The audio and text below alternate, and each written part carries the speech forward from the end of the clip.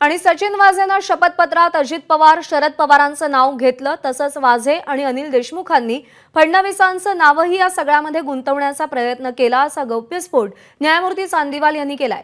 मात्र हे प्रसिद्धीसाठी सुरू असल्याचं लक्षात येताच आम्ही हे रेकॉर्डवर घेतलं नाही असंही चांदीवाल यांनी एबीपी माझाच्या एक्सक्लुझिव्ह मुलाखतीत म्हटलंय।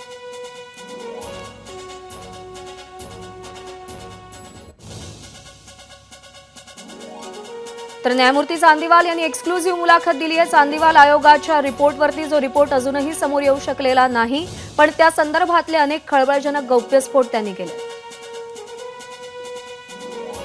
शपथपत्र जे दिलं होतं त्या शपथपत्राच्या अनुरूप जर साक्षी पुरावा सचिनजी वाझे यांनी दिला असता तर बऱ्याचशा गोष्टीचा उलगडा झाला असता।